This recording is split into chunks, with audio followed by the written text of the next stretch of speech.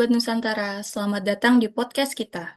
Perkenalkan, saya Rahma dari Stamed David Konstantin Saudali Rote, Nusa Tenggara Timur. Nah, kalau mendengar kata Indonesia, apa yang pertama kali terlintas di benak kalian? Mungkin Jakarta sebagai ibu kota, atau Bali yang mendunia. Mungkin juga Yogyakarta, Surabaya, ataupun Bandung. Padahal Indonesia jauh lebih luas daripada itu. Indonesia membentang dari Sabang sampai Merauke, dari Miangas hingga Pulau Rote. Ada ribuan pulau, ratusan suku, bahasa, dan budaya yang semuanya membentuk satu identitas bernama Indonesia. Hari ini kita sudah kedatangan narasumber-narasumber hebat yang mengabdi di berbagai wilayah Indonesia. Kita sapa dan perkenalan terlebih dahulu. Narasumber pertama ada Bang Juanda. Halo, perkenalkan nama saya Juanda Beriman Sitorus, asal UPT Stasiun Meteorologi kelas 3 Beto Ambari. Oke, baik. Yang selanjutnya ada Anto. Halo, perkenalkan nama saya Maulidianto dari Stasiun UPT BMKG Stasiun Meteorologi Kelas 2 Iskandar, Kota Waringin Barat, Kalimantan Tengah. Baik, narasumber ketiga ada Adedo. Halo, perkenalkan nama saya Arido Igai dari Balai Besar MKG Wilayah 5 Jayapura. Selanjutnya ada Doni. Halo, perkenalkan nama saya Doni Jusuf Tagalung dari UPT Stasiun Geofisika kelas 1 Jayapura. Baik, yang terakhir ada Gilang. Halo, perkenalkan nama saya Gilang Pitala. Sekarang bekerja di UPT Stasiun Geofisika kelas 3 Sumber Timur. Baik, nah bersama narasumber-narasumber kita, hari ini kita akan berbincang tentang bagaimana pengalaman bertugas di berbagai penjuru negeri, yang justru dapat membuat kita sebagai ASN memiliki nilai kesadaran berbangsa dan bernegara. Baik, masuk topik yang pertama, yang akan kita bahas adalah, sudahkah kita benar-benar mengenal Indonesia secara utuh? Mungkin bisa dari Bang Juanda terlebih dahulu. Oke, terima kasih. Saya setuju sekali dengan pertanyaan tadi. Sebelum menjadi ASN, jujur saja pengetahuan saya tentang Indonesia lebih banyak berasal dari buku pelajaran, berita, atau media sosial. Rasanya Indonesia identik dengan kota-kota besar dan pusat pemerintahan. Namun, ketika mendapat penempatan di wilayah tengah Indonesia, cara pandang saya berubah. Saya melihat bagaimana masyarakat dengan adat dan budaya yang berbeda tetap memiliki rasa bangga sebagai bagian dari Indonesia. Di setiap upacara, bendera merah putih tetap dikibarkan dengan penuh hormat. Di tengah keberagaman, masyarakat tetap hidup berdampingan. Disitulah saya mulai memahami Indonesia bukan hanya tentang gedung-gedung tinggi atau pusat ekonomi. Indonesia juga hidup di desa-desa, di pulau-pulau, dan di masyarakat yang setiap hari menjaga nilai persatuan. Menurut saya, mengenal daerah seperti ini membuat rasa bangga sebagai bangsa Indonesia menjadi lebih nyata. Wah, menarik sekali ya pengalaman dari Bang Ju tadi. Jadi seringkali kita baru menyadari betapa kayanya Indonesia ketika benar-benar hidup di tengah masyarakat yang berbeda dengan lingkungan asal kita.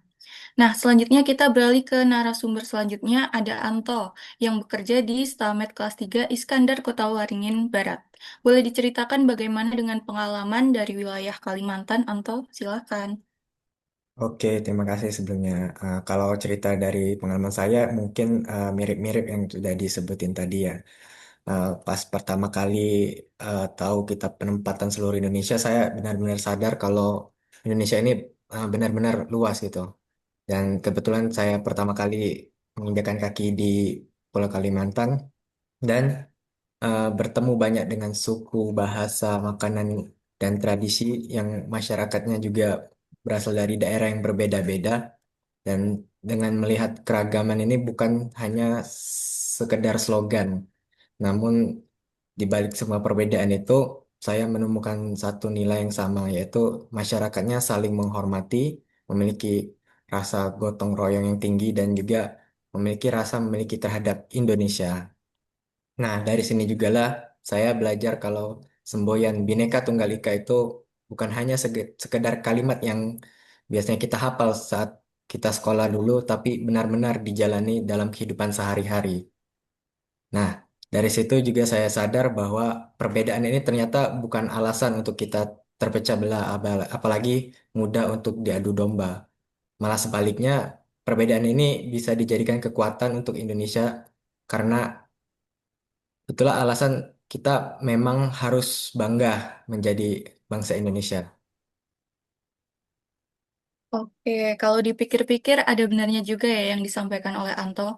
Kadang kita terlalu sibuk melihat perbedaan, padahal banyak hal-hal yang bisa menyatukan kita. Nah, yang selanjutnya ada narasumber kita yang bertugas di wilayah timur Indonesia yang tentu punya cerita yang tidak kalah menarik. Kepada Adedo, dipersilakan. Wah, betul sekali Rahma. Sejauh dari timur ini, saat pertama kali menginjakan kaki di Jayapura, saya tersadar Indonesia itu jauh lebih luas, lebih indah, dan jauh lebih beragam dari apa yang pernah kita bayangkan. Sebagai seseorang yang tumbuh di wilayah barat Indonesia ya, perjalanan ke kota Port Numbai ini bukan sekadar berpindah tempat di peta. Ini adalah perjalanan yang membuka mata dan hati. Jayapura ini menyapa kami dengan landscape yang luar biasa. Ketika mendarat, kami disambut dengan kilauan air Danau Sentani yang membentang di antara pulau-pulau kecilnya. Dari atas pesawat pun, kami melihat gagahnya pegunungan Cyclops yang berdiri hijau memenuhi kota. Tapi kejutan paling berkesan itu datang dari mereka.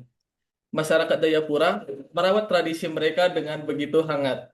Di balik kerajinan tangan Noken yang syarat makna, hingga senyum dan sapaan warga di pasar tradisional.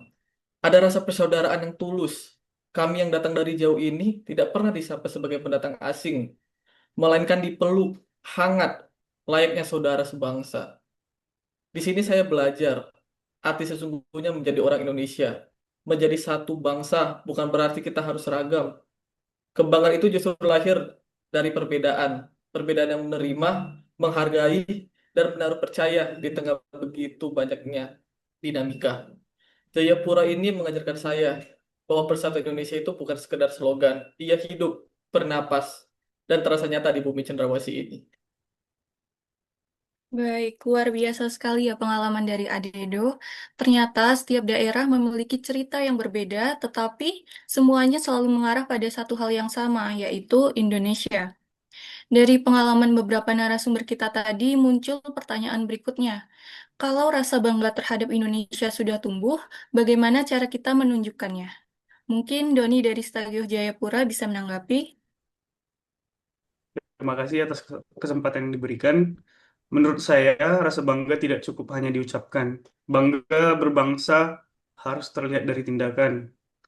Apalagi kita sebagai ASN, jadi kita misalnya tetap menjaga persatuan, menghargai perbedaan, menggunakan media sosial dengan bijak, jangan mengadu domba, tidak menyebarkan informasi yang belum jelas kebenarannya, menjaga lingkungan, serta berkontribusi sesuai bidang kita masing-masing, misalnya di bidang meteorologi, klimatologi, geofisika, dan juga instrumentasi. Dan dari sana kita harus bersinergi yang lebih baik lagi untuk kemajuan dari BMKG itu sendiri. Nasionalisme hari ini bukan hanya berdiri tegap saat upacara. Nasionalisme adalah ketika kita memilih melakukan hal yang benar demi kepentingan bersama. Semua tindakan kecil itu, jika dilakukan bersama-sama, akan menjadi kekuatan besar bagi Indonesia. Baik, sahabat Nusantara semuanya pasti sangat setuju ya. Kalau begitu, saya ingin bertanya kepada Gilang, bagaimana dengan peran kita sebagai ASN BMKG? Adakah bentuk nyata dari rasa bangga berbangsa melalui pekerjaan kita? Baik, menurut saya, sebagai ASN, kita memiliki tanggung jawab yang lebih besar ya. Karena dimanapun kita ditempatkan, kita akan selalu membawa nama negara. Nah, masyarakat mungkin tidak mengenal siapa kita secara langsung, tapi mereka mengenal kita dari pelayanan yang kita berikan kepada mereka. Sebagai insan BMKG, tugas kita bukan sekedar menyampaikan informasi cuaca, iklim, gempa bumi, ataupun tsunami. Karena di balik setiap informasi yang kita sampaikan, ada upaya untuk melindungi masyarakat, membantu nelayan melaut dengan aman, mendukung keselamatan penerbangan dan pelayaran, serta meningkatkan kesiapsiagaan terhadap bencana. Dan yang terpenting, semua pelayanan itu diberikan tanpa membedakan apakah masyarakat berada di kota besar ataupun di pulau-pulau terluar. Karena disitulah makna dari negara hadir. Dan sebagai ASN, kita mendapatkan kesempatan untuk menjadi bagian dari kehadiran negara tersebut. Baik, terima kasih untuk semua cerita dan refleksinya yang sudah luar biasa. Jadi dari obrolan hari ini kita belajar bahwa Indonesia memang tidak hanya ada di Jakarta atau Bali. Indonesia adalah Sabang yang menjaga ujung barat dan Miangas di utara. Indonesia adalah Merauke di timur dan Pulau Rote di selatan. Semakin kita mengenal Indonesia, semakin banyak alasan untuk bangga menjadi bagian darinya. Dan sebagai ASN, rasa bangga itu tidak berhenti pada kata-kata. Ia diwujudkan melalui pengabdian, pelayanan, integritas, dan komitmen untuk hadir di seluruh masyarakat Indonesia dimanapun kita berada. Karena Indonesia dibangun bukan hanya oleh mereka yang berada di pusat, tetapi juga oleh setiap orang yang mengabdi hingga ke pelosok negeri. Mari terus menumbuhkan rasa bangga berbangsa dan bernegara, dimulai dari mengenal Indonesia, menghargai keberagamannya, dan memberikan yang terbaik melalui peran kita masing-masing. Saya selaku host mengucapkan terima kasih kepada seluruh narasumber dan juga sahabat Nusantara yang telah mendengarkan. Sampai jumpa di episode berikutnya. Salam hangat, salam Indonesia.